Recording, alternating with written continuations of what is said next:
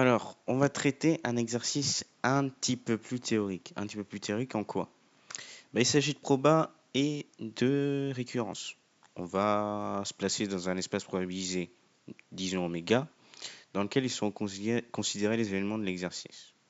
On va montrer que pour tout n dans n étoiles, et pour tout événement B1, B2 jusqu'à Bn appartenant à notre espace probabilisé oméga, on a que la probabilité des unions des événements Bk est inférieure ou égale à la somme des k égale 1 jusqu'à n des probabilités de Bk. Alors naïvement, qu'est-ce qu'on peut faire? Nous, qu'est-ce qu'on sait? Quand on fait la probabilité de l'union, par exemple, disons un événement A et un événement B, la formule de la probabilité de cette union est donnée par P de A plus P de B moins l'intersection de ces deux événements. Ça, c'est très intéressant. Pourquoi?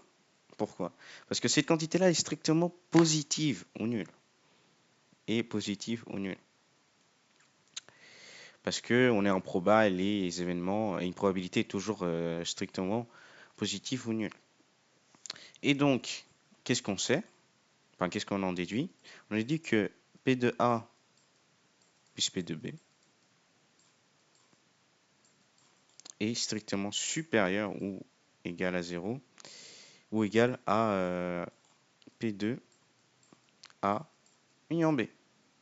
Et c'est cette idée-là qu'on va utiliser pour arriver au bout de cet exercice en faisant une récurrence. Qu'est-ce qui nous donne l'indice de la récurrence pour tout n dans n étoiles? Voilà. On va donc procéder à une récurrence, comme j'ai dit précédemment. Et une récurrence se compose de quoi? Initialisation, hérédité et conclusion. Alors, initialisation, on va prendre donc P de l'union des k égale à 1 jusqu'à 1 des bk. Ceci, c'est la même chose que P de B1. Pourquoi? Parce qu'on a l'union de un seul événement. Et donc, c'est la probabilité de l'événement lui-même. Si on prend la somme, donc la somme des k égale à 1 jusqu'à 1 des P de BK, on se retrouve dans le même cas. On somme un seul terme. Du coup, on obtient juste un seul terme. Très bien.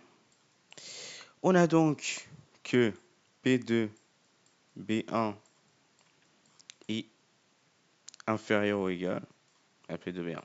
Ceci est vrai en mathématiques parce qu'on a le cas d'égalité. Je peux tout à fait écrire ça. C'est tout à fait valide. Et donc, étant donné ceci, on a bien P2 l'union des k égale à 1 jusqu'à 1 des bk qui est minoré par la somme des k égale à 1 jusqu'à 1 des P2 BK. Et donc, l'initialisation est vraie. Et donc, on a terminé l'initialisation. Le moment le plus croustillant d'une récurrence, c'est bien sûr l'hérédité. On va fixer un certain W. Pourquoi W? Pourquoi pas. Tel que la probabilité, donc la propriété au rang W soit vraie. Et on va montrer que la propriété au rang W plus 1 est également vraie. Alors, qu'est-ce qu'on a? On a la propriété au rang W plus 1. C'est-à-dire quoi ça? C'est-à-dire que nous, on va s'intéresser à la probabilité de l'union des k égale à 1 jusqu'à W plus 1 des BK. Ceci, c'est la même chose que la probabilité de l'union des k égale à 1 jusqu'à W des BK, union B W plus 1. J'ai tout à fait le droit d'écrire ça. Cela, c'est équivalent.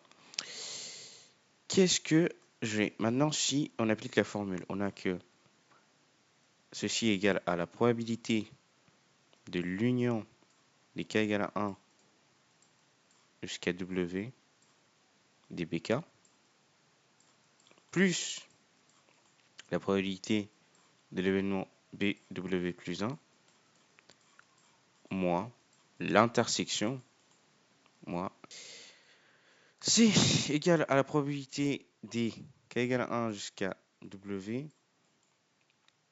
des bk inter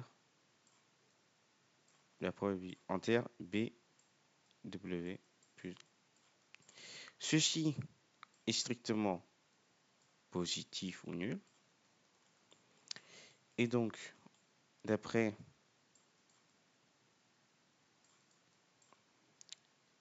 PW, donc la propriété au rang W, on a que, deux points, la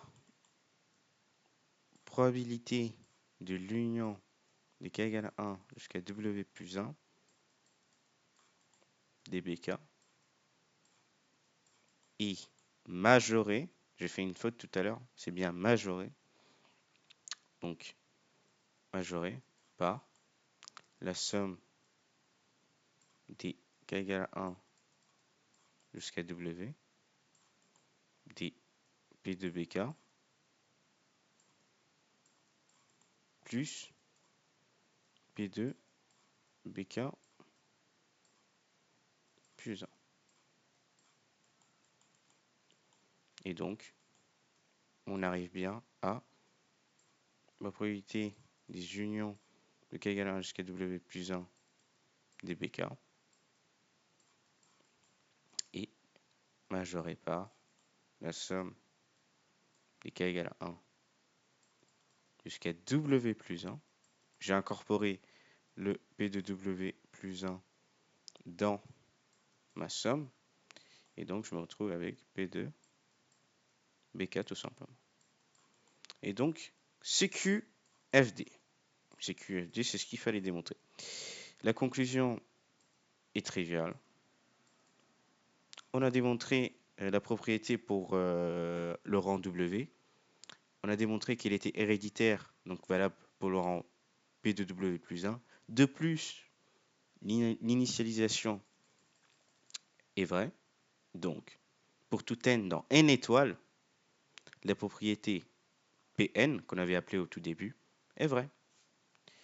Et donc, on a bien démontré l'énoncé de l'exercice, cette magnifique inégalité.